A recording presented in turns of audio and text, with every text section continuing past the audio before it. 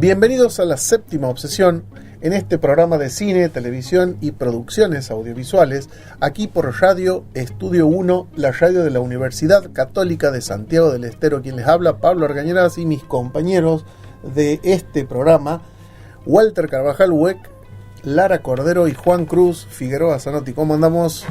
¿Qué tal? Hola gente, saludo a toda la audiencia que nos escucha, toda la gente que nos sigue también por redes sociales. Estamos en todas las redes, en Instagram, en YouTube. Todos los episodios van a ir subidos, al igual que nuestros episodios de la temporada pasada, y en este caso el staff completo como desde el principio. Y hoy vamos a hablar de uno de los géneros o estilos de cine, de películas, en este caso del cine bélico. Bueno, hola Pablo, hola Juan, hola Edgardo, hola Huec. Edgardo está aquí atrás del micrófono. Hola a toda la audiencia que nos está escuchando. Así es, hoy vamos a hablar de el cine bélico y vamos a explicar antes también qué es un género cinematográfico y cómo se clasifica. Hola Pablo, hola Huec. Bueno, un tema que va a dar mucho para que hablar. Hola Lara, perdón. Hola Edgardo. Espero que no genere guerra aquí. Sí, no, si no lo saludo bien, capaz que generamos algún conflicto aquí entre nosotros. La verdad que un tema bastante lindo, por así decirlo, un poco más quizás lo que sería animado para la gente. Venimos hablando mucho de dramas, de comedias, de los Oscars. Y además no es un género que está tratado como en sí, digamos. Claro. No es que se dice cine bélico y tanto. Es un género que está tirado al pasar o dentro de uno. Y tiene su propia industria, tiene su propio estilo. Incluso hay directores que hacen solamente cine bélico, y hay directores que se incursionan en ese camino, grandes producciones, por decirle ejemplos como Mel Gibson, a través de dos grandes producciones como el Patriota y Corazón Valiente, que son grandes estatuillas o de la mesita de luz para su producción. Podemos nombrar otras, pero el cine bélico es uno de esos cines que lo hemos tocado de oído, o lo hemos rozado en alguna oportunidad, pero se merecía un capítulo en esta nueva temporada, ¿no? Y bueno, para ejemplificar, Sí. Vamos a hablar de dos películas más adelante. Una es la ganadora del Oscar del año pasado, del 2023, Sin novedad en el frente, una película alemana. Y la otra se llama Sisu, una película finlandesa. Sí, pero hay algo que a mí no me ha quedado muy bien claro, o que quizás capaz que no le quedó más en claro a la audiencia, es el tema de los géneros, que quizás puedan contarnos un poco más, o le podemos contar a la audiencia de qué se tratan los géneros. Sí, hay una primera distinción, que es las películas que son de ficción y las películas que son de no ficción, o también llamado, si se quiere, documental. Entonces esa sería una primera aproximación a arrimarnos a hablar de esto de los géneros. Entonces, por un lado tenemos las películas ficcionales y por otro lado tenemos las películas documentales. Ahí tenemos una primera clasificación, si se quiere. Y si entramos a hablar de las películas de ficción, vamos a tener los géneros que hacen a la ficción. Dentro de esos géneros vamos a tener el drama, vamos a tener la comedia, vamos a tener la tragedia, vamos a tener el melodrama, vamos a tener la aventura, el terror y la farsa. Esos son como géneros puros, podríamos decir, ¿sí? Y dentro de cada uno de esos géneros tenemos lo que se denomina subgénero, ¿sí? En este caso, el cine bélico pertenece a un género que, poniéndolo en criollo, serían las películas de guerra. Ahora, si hablamos del subgénero del cine bélico, tenemos ahí para hacer varias distinciones dentro de... A ver, se han hecho tantas películas ya de guerra que podríamos clasificar las películas de guerra en otros ítems para subdividir este género bélico. Entonces podríamos hablar de cine bélico histórico, cine bélico de fantasía, cine bélico de ciencia ficción, cine bélico de western. Entonces ahí vamos a subdividir el género puro en sí. Claro, esto se da desde los inicios del género bélico, desde los inicios del cine, esta subdivisión. De eso vamos a hablar un poquito más adelante. Y bueno, antes de continuar, vamos a escuchar un fragmento de una parte de un discurso de la película Sin novedad en el frente, donde hace referencia a todo esto que trae consigo el cine bélico, el patriotismo, el querer pelear por la nación. Estoy seguro de que veré a la mayoría nuevamente en casa. Sus espadas volverán a su funda y lo harán con honor. Una cruz de hierro en su orgulloso pecho. Pero no se equivoquen. En los momentos más oscuros allá afuera antes de un ataque, es posible que tengan dudas. Pero deben ser fuertes y seguir adelante. Cualquier titubeo, cualquier duda es una traición a la patria. La guerra es como un juego de ajedrez. No se trata de un individuo. Siempre se trata de un todo. Siempre me gustan las arengas que hacen los generales a toda la tropa. Ese siempre es un ítem dentro del cine bélico. Sí, son muy buenas. Hay algunas que sí, a mí la que más me gusta es la de Corazón Valiente de Mel Gibson, que hacía referencia Walter hace un rato, la de William Wallace, cuando les habla de la libertad y el poder que tenía la libertad y la independencia, ¿verdad? Para envalentonarlos al ejército, para salir a combate, para salir a luchar.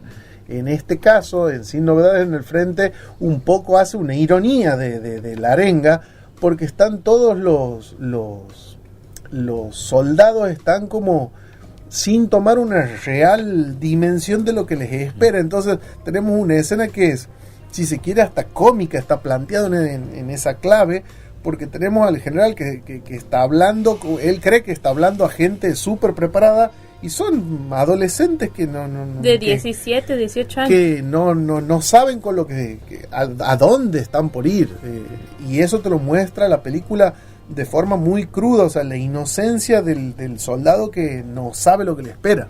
Claro, me ha hecho recordar mucho incluso a la película que se realizó hace mucho tiempo sobre la guerra de Malvinas, aquí hace poco.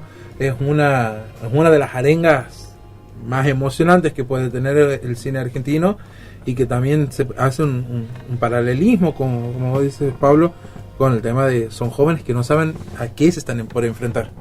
Claro, nos da ese poder reflexionar, porque son guerras que realmente han sucedido. En el caso de Sin novedad en el frente, está situada en la Gran Guerra, la Primera Guerra Mundial, y realmente ahí han muerto más de 1 millón de personas de un montón de lados del mundo, y te dan a entender, bueno, esta inocencia y el pensar, bueno, yo voy a ir a la guerra y voy a volverme un héroe, o es como ese individualismo, pero voy a pelear por mi patria. Pero ahí bien dice el general, no, la guerra es un todo, es un juego de ajedrez, y en ese todo también se da a entender que sos indispensable como soldado. Si mueres, va a venir alguien más a ocupar tu traje y va a ser soldado también. Sí, y volviendo a lo que charlábamos hace un ratito sobre los géneros, hay toda una controversia ahí, porque si hablamos de géneros puros, son los géneros tomados de la literatura, ¿sí? Ahora, cuando surge el cine, viene a romper un poco el esquema de qué es género y qué no, y qué géneros son propios del cine, ¿sí? Porque, a ver, si hablamos del western, es un género propio del cine. Ha nacido con las películas que nosotros le decimos las películas de cowboy, que ahora se les dice los westerns. Los westerns. Bueno, ese es un género propio del cine.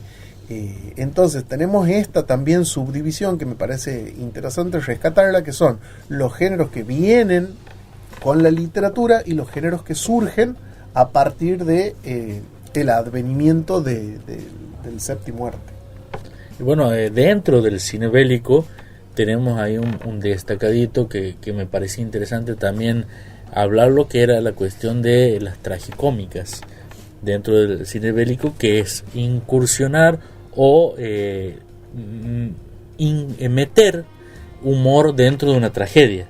Es decir, que es todo un desafío más para los guionistas.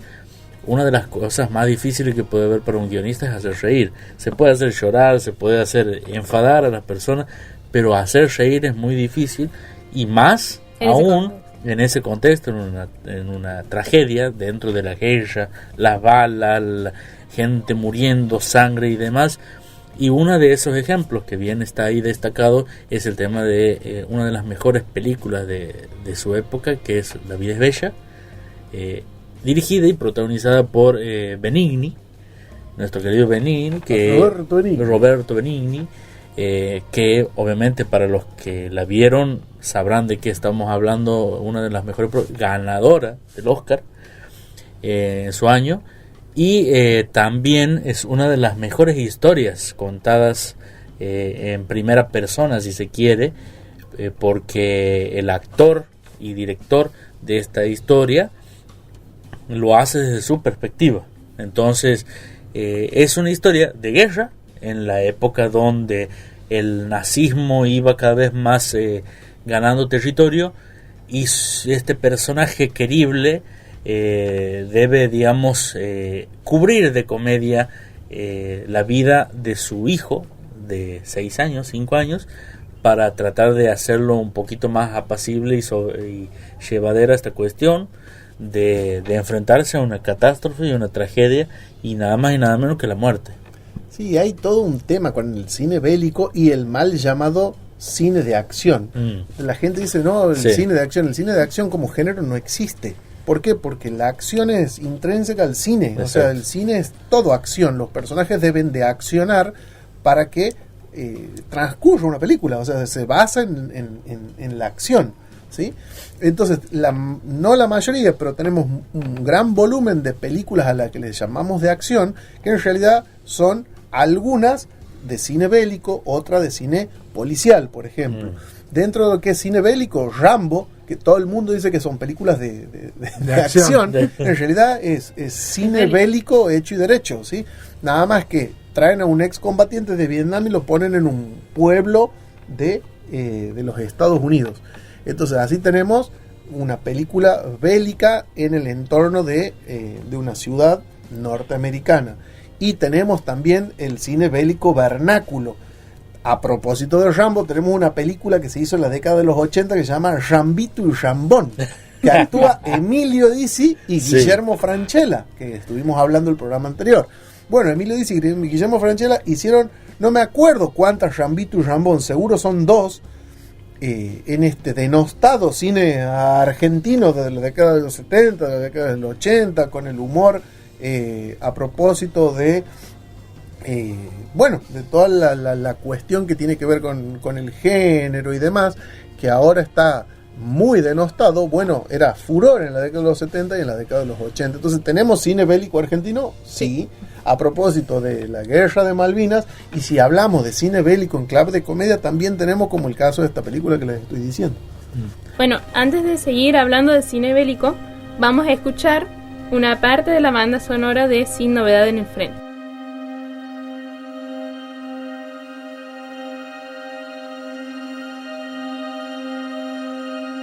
Estás escuchando La Séptima Obsesión.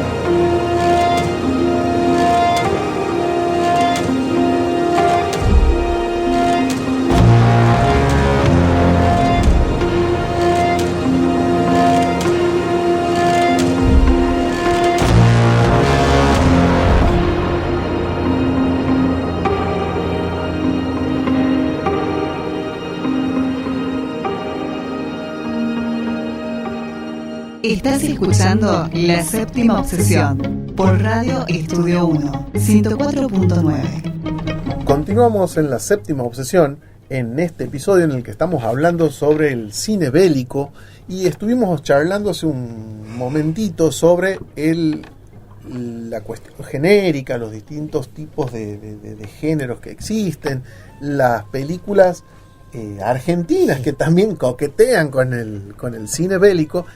Y estaba recordando que el año pasado estuvo nominada esta película, Sin Novedades en el Frente, una película alemana que terminó ganando el Oscar a Mejor Película Extranjera y competía con Argentina 1985. Y es en esta contienda de películas, mucha gente se preguntaba o estaba decepcionada porque Argentina había perdido en los Óscares con la película alemana. Otra vez Argentina perdiendo contra Alemania.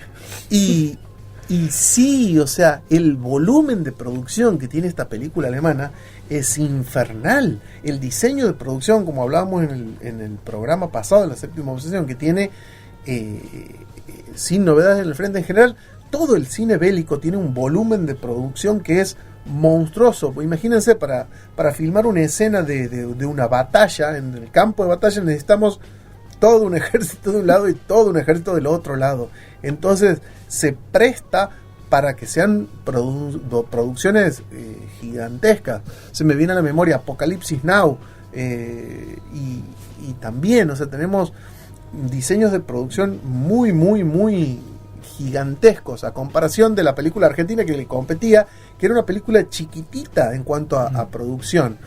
Y obviamente que, a ver, ¿qué es lo que va a rescatar Estados Unidos? Va a rescatar la industria, el volumen, la gente que hay detrás de una producción.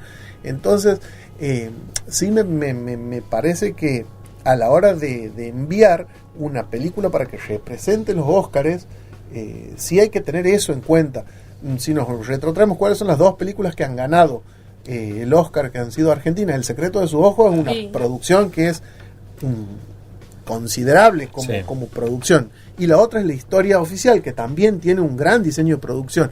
En cambio, al igual que Sin Novedad en el Frente, en cambio la película que competía contra este monstruo era una película muy, muy, muy chiquita, ¿sí? Eso quería destacar, porque el año pasado ha sido una tristeza el Oscar a Mejor Película Extranjera. Es que ya venían envalentonados con la emoción, la expectativa, todo lo que se hablaba de la cuestión de una observación o del análisis de la historia. ¿Y qué es lo que pasa con el cine, en este caso el cine argentino, de ese tipo de tramas o de ese tipo de cuestiones cuando tratan nuestra historia pasada? Es que toca fibras muy íntimas. Entonces es obvio que toca la subjetividad de los argentinos, que se ven más llevados por esa cuestión a la hora de analizar un premio que por otra cosa. Entonces, y generalmente la mayor parte de nuestro cine argentino son eso. Si vamos a los ejemplos de los dos ganadoras del Oscar, las dos están enmarcadas en nuestra historia inmediata, digamos. Tanto la historia oficial como El secreto de sus ojos están en el marco de una época muy dura para nosotros, un episodio muy duro para nosotros. Como se dio el proceso militar. Exactamente, o el proceso de reorganización nacional, llamado cínicamente de esa manera. Entonces, creo yo que es más por eso. Pero bueno, siguiendo con la temática del cine bélico, no solamente es cuestión de superproducción, de gente, mucha gente trabajando, sino también la trama, porque la trama tiene que basarse justamente en la cuestión de una lucha ya sea de un héroe o de un grupo de personas contra algo que sea una amenaza. De eso se trata lo bélico, ¿no? Y haciendo un poquito de retrospección en nuestra cuestión de la acción, ¿no? Bueno, muchas películas fueron llamadas de acción, lo que serían thriller también, ¿no? Como subgénero, thriller, no trailer de los adelantos, sino thriller. Pero bueno, Después está muy mezclado con lo que son ciencia ficción, tales como Star Wars, como, bueno, lo más inmediato, series como Game of Thrones, que son bélicas, pero con toques de ciencia ficción, y así podríamos seguir con otros ejemplos. Entonces creo yo que de eso se trata como un poco para analizar, ¿no? de ese tipo de ejemplos.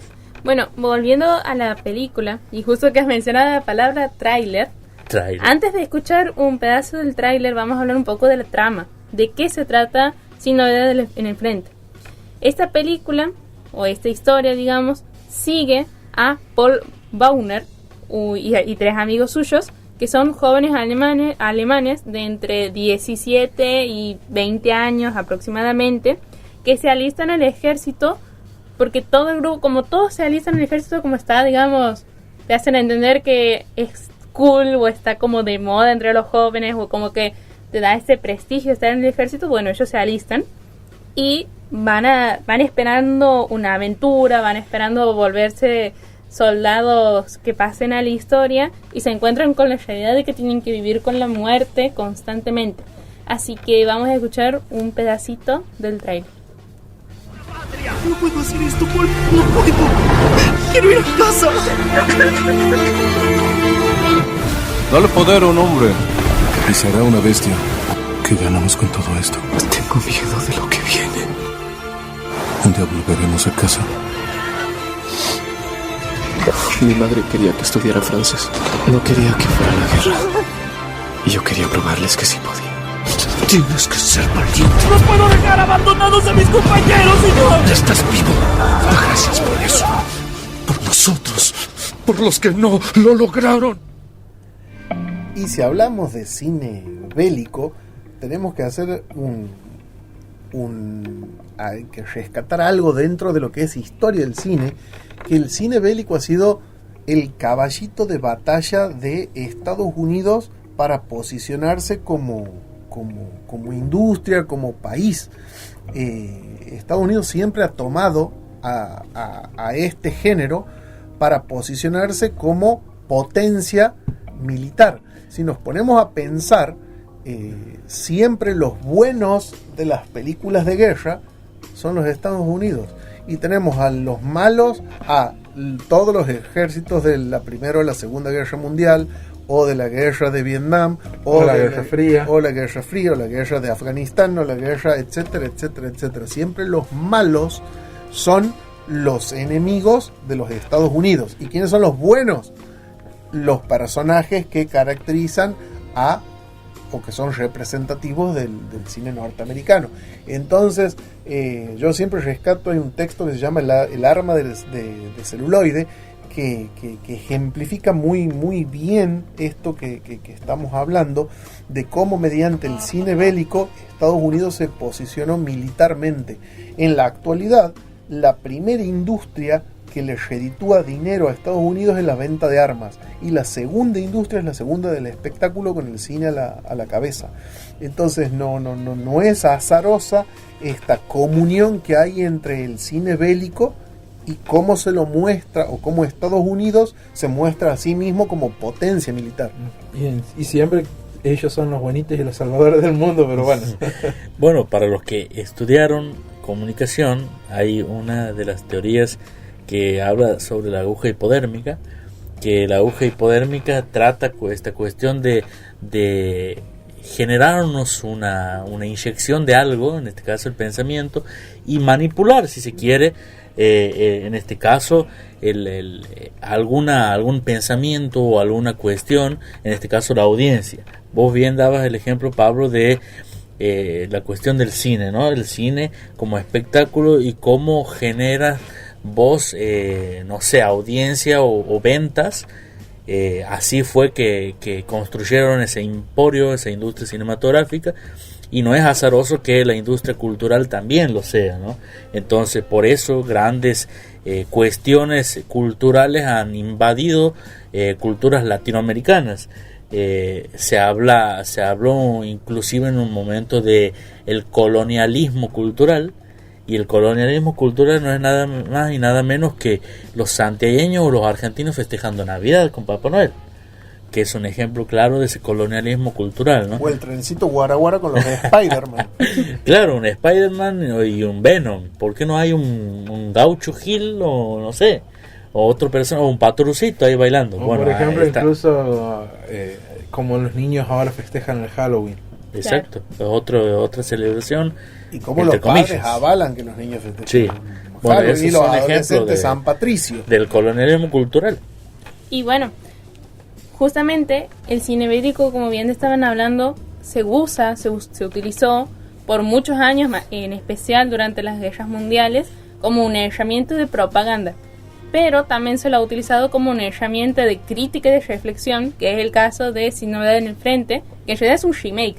Esta película, la original se estrenó en 1930, pero es, bueno, si recuerdan un poco el audio, hablan ahí del miedo que sienten los chicos, de esto de capaz que no vuelvo a mi casa, capaz que mañana me muero.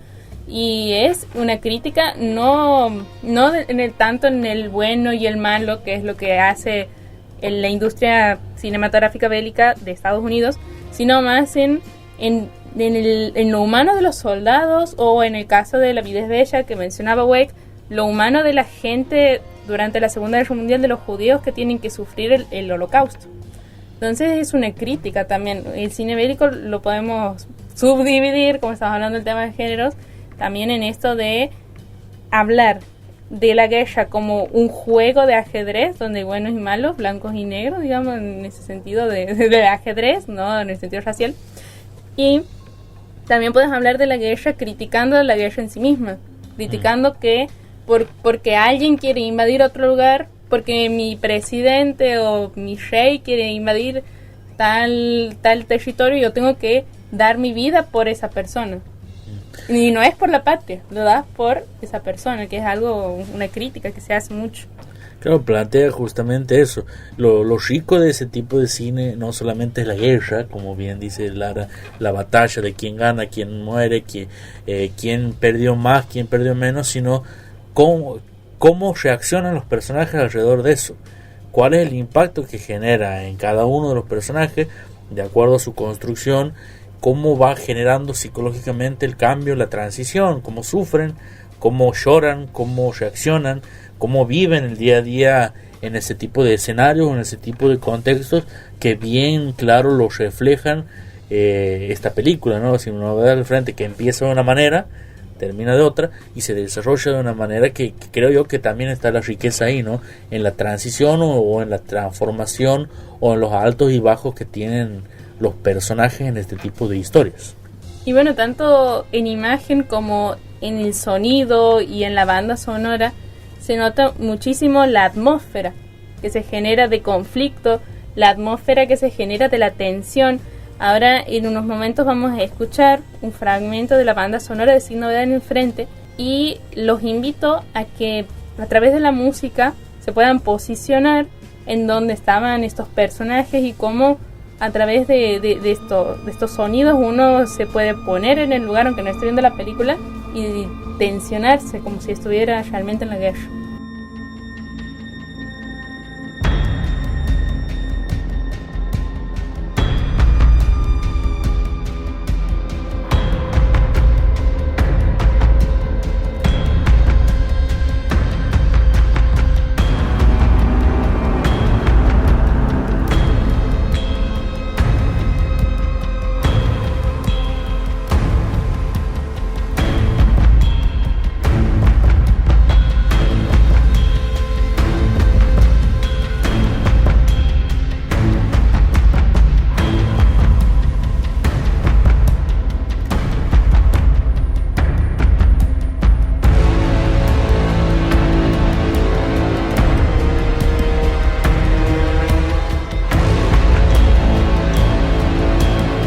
Estás escuchando La Séptima Obsesión.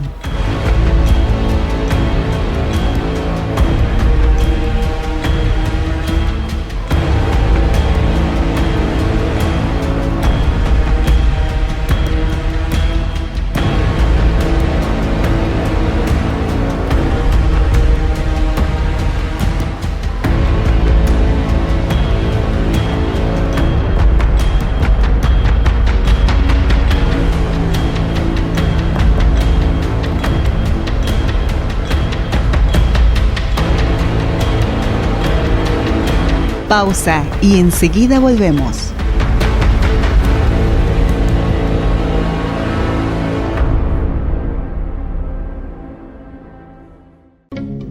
Ya estamos de vuelta. La séptima obsesión por Radio Estudio 1.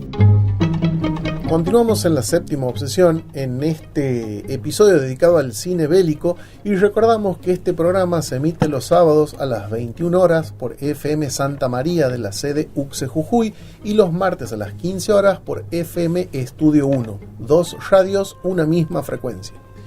Sin antes pasar a otro tema o seguir hablando de otras películas, es válido también y me gustaría recalcar sobre todo los premios que ha recibido Sin Novedad en el Frente en los Oscars 2023. Recibió los Oscars a Mejor Fotografía, a Mejor Película Internacional, Mejor Banda Sonora y Mejor Diseño de Producción. Además también estuvo nominada en varias categorías, entre ellas a Mejor Película del Año, Maquillaje, Peinado, Mejor Sonido, Mejores Efectos Visuales y Guión Adaptado. Bueno, creo que en banda sonora, para los que vienen escuchando este episodio desde que hemos empezado, bueno, se nota mucho cómo utilizan, creo que es una nota en el piano remasterizada, no estoy muy segura, porque mucho de música no sé muy poco, pero hice piano y tengo la idea de que puede ser eso, porque no es un tambor, es como justamente es como una nota que te da ese tum tum, de ahí viene el otro ejército, o ahí viene en una de las escenas los tanques. Te prepara, ¿no? Sí. La música está utilizada justamente para eso, no solamente para ambientar, como se dice, sino también para generar alguna emoción en el espectador, que creo que es lo que la hace a esta película tan impactante en cuanto a su historia, no solamente por lo que toca, por lo que trata y por lo que muestra, como bien decimos anteriormente cuando analizábamos la cuestión del guión, la cuestión de los personajes, el impacto en ellos, sino también la música. Siempre lo hemos dicho en muchos de los episodios y lo recalcamos siempre, la cuestión de que la música, la banda sonora es el 50% de la historia, más allá del guión y la historia y la imagen. Si dividimos básicamente o estructuralmente la música y por otro lado la imagen, y creo yo que la banda sonora en este caso no solamente te ambienta el lugar o la historia, sino también te genera emociones, y por eso la observación que bien lo hacía Lara, el uso de determinados instrumentos no son azarosos ni utilizados por sí, sino por una razón detrás, ¿no? Y creo yo que aquí es por esa cuestión. Totalmente, yo creo que no me imagino una película bélica sin una banda sonora o algo que te ponga en ese punto tenso, o en esa situación que quizás uno se adentra o empieza a sentir hasta incluso un poco de empatía con esa gente. No me imagino una película estilo Ciudadano Kane, Rescatando al Soldado Kane, Rescatando al Soldado Ryan, disculpen, Ciudadano Kane, o muchas otras películas que incluso tienen una banda sonora que te adentra y te hace sentir esa tensión, sobre todo en el ambiente, ¿no? Bueno, la música es parte de eso, es el objetivo, ¿no? O sea, los productores, los directores lo hacen con un propósito. La música, la banda sonora es por algo, y vas a hacer una película de guerra, vas a mostrar en este caso la historia de Sin Novedad en el Frente, o películas que hemos nombrado como El Patriota, como Corazón Valiente, y así otras tantas. Si haces una película de ese estilo, la música tiene que estar y la música tiene que generar. Entonces, si vos estructuras todo ese mensaje, la música tiene que acompañar ese mensaje. Entonces, no vas a hacer una música que no acompañe la tensión, no, al contrario, vas a enfatizar la cuestión de la tensión, del drama, del miedo. Y en ese caso, como vos decías, el piano, como decía Lara, del piano o de esas notas ahí, preparando la amenaza o anticipando la amenaza que viene, es propio de este tipo de arte, en este caso el cine, ¿no? Sí, hay algo que me parece interesante, es cómo con el correr de los años y del avance de los efectos especiales y de muchas otras cosas que tienen que ver con los artilugios que tiene el cine para mostrar y contarnos historias, cómo ha ido evolucionando en tratar de ser cada vez más realistas en contarte las guerras. Yo recuerdo cuando vi Apocalipsis Now, era wow. Después pasó el tiempo y vi Rescatando al Soldado Ryan y ya es un pasito más adelante del realismo. Recuerdo cuando la cámara va en la playa y se mete debajo del agua, y cuando se ven las balas que entran en el agua, el efecto del sonido, eso justamente de la diferencia que hay entre los proyectiles en el aire y los proyectiles en el agua, y cómo va evolucionando. Hay una película, creo que se llama 1916, no me recuerdo. 1917, que es supuestamente al estilo la soga de Hitchcock, que es un plano secuencia. La película supuestamente se empieza a grabar cuando empieza y la cámara corta cuando supuestamente la película termina. En realidad son muchos planos secuencias encadenados, está todo filmado en primera persona con una Steadicam. Entonces cada vez van complejizando para hacerte a vos como espectador la película como si estuvieses en la batalla en sí. El ejemplo más evidente es este último que acabo de poner. Para aquellos que no entiendan qué es un Steadicam, es como un estabilizador que hace que la cámara no golpee o no haga el mismo movimiento de un paso. Bueno, hay también una película que a mí me llamó mucho la atención, que es Hasta el último hombre con Andrew Garfield, en la que cuando él se encuentra arriba y está acorralado, se siente ese silencio abrumador de la guerra que tienes que tener, que es algo impactante, ¿no? Bueno, el silencio por algo, ¿no? O sea, como en la radio, el silencio es por algo. Entonces el sonido, el silencio, el silencio utilizado como un recurso para generar algo, en este caso la tensión, claro. El momento, te prepara.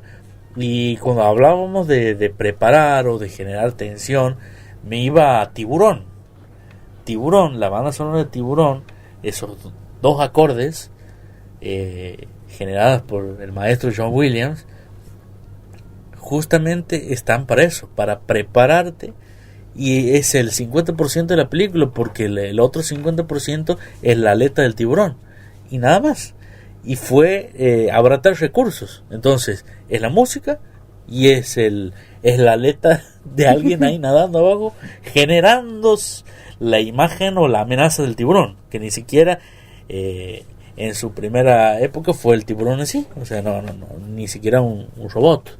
Bueno, yo les quiero hacer una pregunta para que hablemos. ¿Por qué, digamos, para ustedes, o bueno, si recuerdan un poco el tema de cómo surge, de sus orígenes, por qué ahora estamos hablando de cine bélico y por qué el cine sirve como esa herramienta, o si se acuerdan algún ejemplo histórico, yo me estoy acordando de uno por eso, de cómo ese tipo de cine afecta a las personas, o no afecta, sino cómo nos influye o por qué nos interpela tanto? No, en mi caso no. Sinceramente estoy... Es frío, Juan.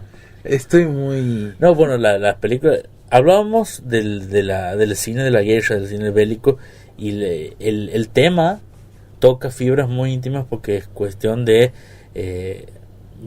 rememorar cosas que a veces no son tan lindas, pero también es la batalla en sí contra una amenaza. Y toca fibras muy íntimas. Por ejemplo, recuerdo El Patriota, obviamente, usando el ejemplo, creo El Patriota o Corazón Valiente, las comparo yo porque creo que son muy parecidas, pero tratan esa cuestión de la persona cuando se ve planteada en esta cuestión de patriotismo, amor y heroísmo, pero no el héroe del superhéroe, ¿no? Sino el héroe que, como bien Chespirito lo definía en algún momento, los héroes no son aquellos que tienen capa espada y son fuertes y no le tienen miedo a nada, no, al contrario, sufren, como el Chapulín Colorado, sufre y enfrenta el miedo. Tiene miedo, pero lo enfrenta aún con sus dificultades. Y bueno, creo que el cine bélico o las guerras o las luchas tienen un poco de ese condimento y por eso nos tocan tanto, ¿no? Claro, y también como lo hacían los estadounidenses en su momento, el Tercer Reich, o sea, Alemania, durante un poquito antes y durante la Segunda Guerra Mundial, ha utilizado documentales para poder incentivar, porque por ahí en imagen llega más, en imagen y sonido llega más al público que, por ejemplo, con el diario. Entonces, esa llegada, y bueno, eso también de que nos toca las fibras, ¿no? Se ha utilizado como herramienta, como hace rato lo estaba comentando Pablo. Y bueno, en el caso del régimen nazi, quien se ha encargado de producir estos documentales es una cineasta alemana, Leni Riefenstahl. Ahí está, que realizó Olimpia y la otra película, El triunfo de la voluntad. ahí está.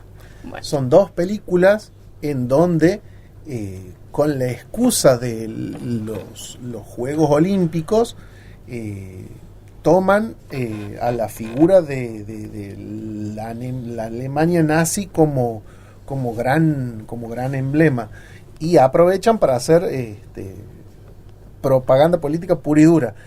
Leni Riefenstahl, que es una cineasta mujer que filmó estos dos documentales hitlerianos, muchos años después, ya en su avanzada tercera edad, ya fuera de Alemania y a salvo del régimen, ella estaba arrepentida de haber utilizado el cine y el lenguaje audiovisual para enaltecer al nazismo. Pero ella lo que contaba en esa entrevista es que no le quedaba otra, que a ella la tomaron como una trabajadora más que sabía dirigir películas y la pusieron a cargo de estas dos producciones documentales, y no podía decir que no. Obviamente que el mensaje no era algo correcto o algo bueno, por así decirlo, pero hay que recalcar el gran trabajo que hizo Leni Riefenstahl en esa época y con los recursos que tenía, ¿no? Y bueno, hablando de nazis, vamos a escuchar un fragmento de la banda sonora de la película que vamos a hablar en el próximo bloque, así que quédense. La película se llama Sisu y este fragmento de la banda sonora se llama Nazis Theme. Estás escuchando La Séptima Obsesión.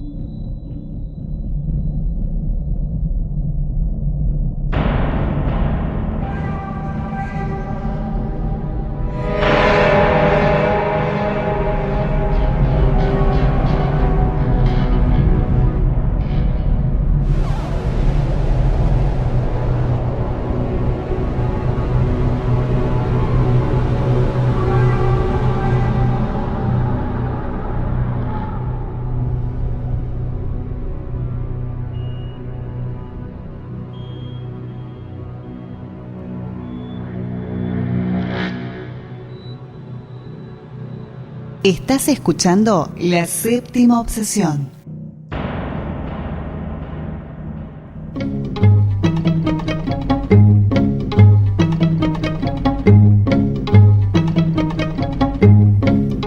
Continuamos en La Séptima Obsesión, en este programa dedicado al cine bélico, y ahora le toca el turno a Sisu.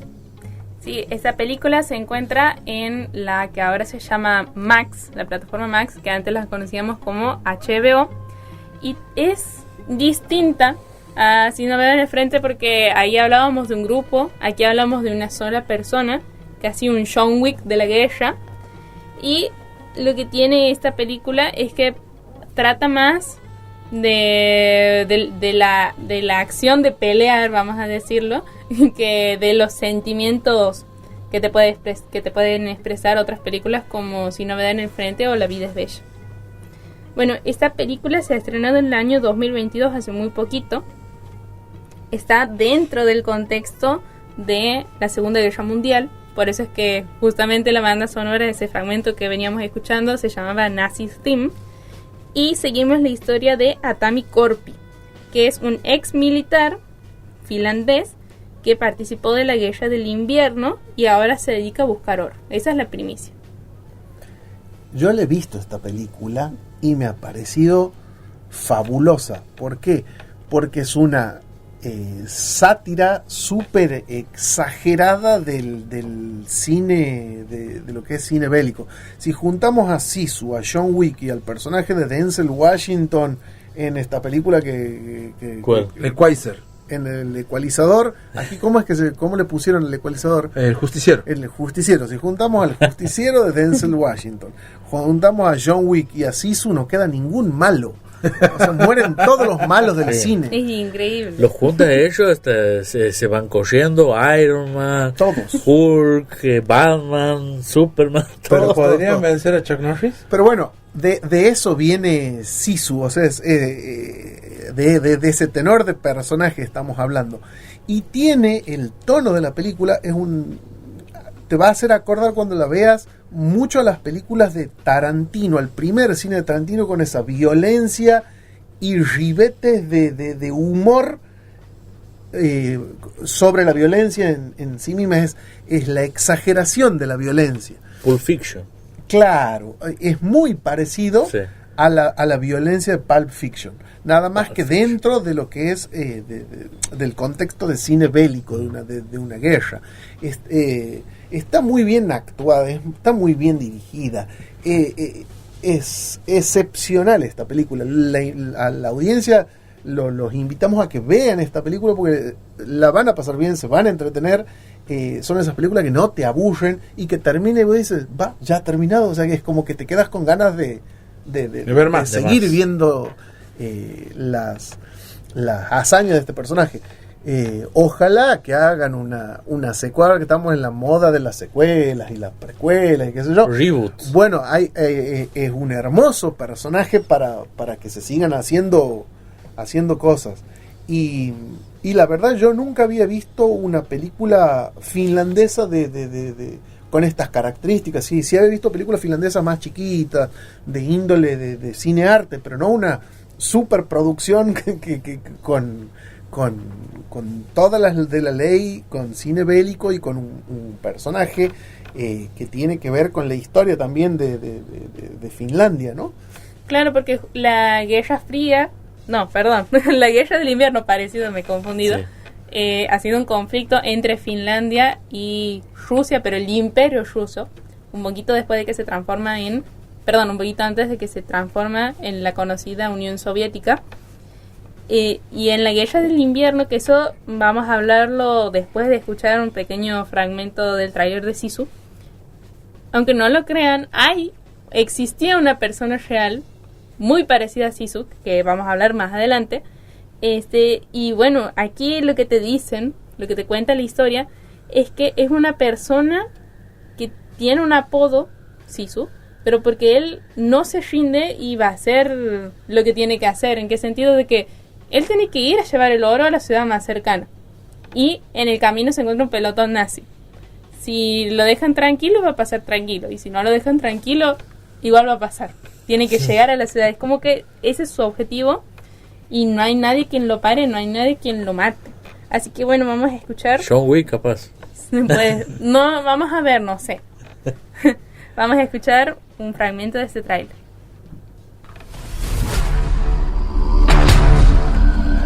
Era un comando finlandés. Perdió su casa y a su familia en la guerra. Se convirtió en un soldado despiadado.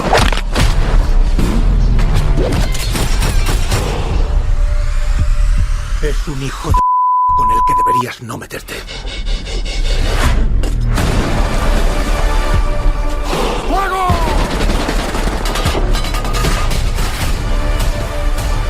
Ya veréis lo que pasa cuando le arrebatéis lo que tiene. ¿Crees que es inmortal? No, simplemente se niega a morir. Y hablando de cine bélico y de Tarantino y de la violencia y de Sisu, Tarantino tiene una película que no me estoy acordando el nombre, de categoría bélica, también de un comando, Bastardos sin Gloria, que trata más o menos de algo parecido, similar. Justamente te iba a usar esa como ejemplo cuando vos hablabas de esa cuestión de ir al reírse de esa violencia, de esa extrema violencia. Bueno, Tarantino lo hace con Bastardos sin Gloria, y cuando exagera momentos de la guerra que sí tienen referencia a la historia de lo que sucedió cuando el nazismo estaba en su esplendor, si se quiere, y a la vez también hace referencia a las películas que producían el hitlerismo o el nazismo, con uno de los personajes que plantea la historia, que es el personaje del soldado heroico que viene de la guerra y que se enamora de la protagonista, de Shoshana. Justamente eso, y ellos van incluso, toda la historia se centra en esa puesta en escena del cine para plantearles esta cuestión de venganza. Entonces ellos van a ver una de esas producciones de promoción de la guerra, si se quiere, o promoción de la victoria nazi, justamente con ese ejemplo que bien Lara traía a colación, y que Pablo también analizaba esa cuestión de reírse, exagerar la violencia, y a la vez también en el cine bélico. Entonces ahí es el ejemplo claro, es Bastardos sin Gloria, de esas dos cosas. Bueno, volviendo al tema de la historia y lo que estábamos comentando hace un rato, aunque no lo crean, existió una especie de Johnny Wick, existió una especie de Sisu a principios del siglo XX, digamos, que era conocido como la muerte blanca. En el idioma original, o sea, en ruso, los rusos lo conocían a él como el Belaya Smert, que dice que sí, en 105 días ha sido capaz de matar un total de 105 soldados soviéticos. Uno por día. Más. En 105 días, 505 soldados soviéticos. 5. Él era un francotirador y bueno, su nombre real era Simo Aya. No sé cómo se pronuncia, Simo Aya. Y por ahí uno dice, bueno, supongamos que en el número 505 alguien lo ha disparado y ha muerto. Claro. No, él ha muerto con 96 años en el año 2002. Y viejito y aburrido en su casa. Le hicieron película a la muerte blanca, a esta historia, en donde están los dos francotiradores, el francotirador ruso, el francotirador alemán. El director es Jean-Jacques Annaud, el mismo del oso, del nombre de la rosa, del amante, y es un película, no me estoy acordando puntualmente el nombre de la película, es una película de género bélico, de caza entre dos francotiradores, es el gato y el ratón entre dos francotiradores, y el francotirador ¿finlandés? Sí, no me acuerdo la nacionalidad, pero le llaman la muerte blanca. Era famoso en la guerra porque venía matando a no sé cuántos soldados. Entonces el ejército contrario manda, eso es lo que narra la película que he visto, manda a otro francotirador para hacerle frente. Y es un juego, la película es una película de cine bélico en donde juegan al gato y al ratón los dos francotiradores. Es buenísima la película, les debo el nombre. Y a propósito de esto de cine bélico y francotiradores, también hay subgéneros del cine bélico a propósito de en la jerga de la guerra, ¿cómo se llama esto? Pero tenemos el cine bélico de aviones, el cine bélico de tanques. Hace unos años atrás he visto una película con Brad Pitt que se llama Fury en inglés. Aquí no me acuerdo el nombre que le han puesto, que es cine bélico de tanques. No sé si lo han visto a la película esta. No, se llama Fury. Bueno, es de tanques. O cine bélico de submarinos. No sé si han visto cine bélico de submarinos, cine bélico de barcos. Bueno, hay subgéneros de acuerdo a cómo te van a mostrar la guerra y cómo van a pelear los personajes, el armamento que se tenga. Cine bélico de estrellitas de luz. Claro, cine bélico de Harry Potter. Para sumarles ahí una serie más que una película, quizás aquellos que tengan Prime y la quieran ver, en Prime Video se encuentra la serie del mismo creador de los Expedientes X, que se llama El hombre en el Alto Castillo, o en su traducción en inglés The Man in High Castle, que habla sobre el cine en este caso de Leni Riefenstahl, y sobre todo ahí es también tirando un poco a la fantasía de un mundo de qué hubiese pasado si los nazis y los japoneses hubiesen ganado la Segunda Guerra Mundial. Sí. Es una serie que está muy buena, dura son 2 temporadas, creo que cada episodio tiene 30-40 minutos, se vuelve un poco tediosa, pero una serie bélica muy bien lograda y muy buena y muy recomendable sobre todo. Enemigos al acecho, aquí la estoy googleando, así se llama en castellano la película de los francotiradores del director francés Jean-Jacques Anov. Ahí estaba debiendo ese datito. Bien, vamos a cerrar este episodio, primero recordándoles que pueden ver estas películas sin novedad en el frente, se encuentra en la plataforma de Netflix, y Sisu se encuentra en la que ahora se llama Max, que era conocido como HBO. Así es, bueno, nos encontraremos en el próximo episodio con nuevas películas, series, producciones audiovisuales, análisis de esto que tanto nos gusta, que es la cultura en general. Y bueno, nos encontraremos en un nuevo episodio, ¿no? Con más de todo este universo. Quiero ver si sobreviven en el próximo episodio. Sí, no te pongas bélico, Juan. Bien, nos despedimos escuchando la banda sonora final de los créditos de Sisu.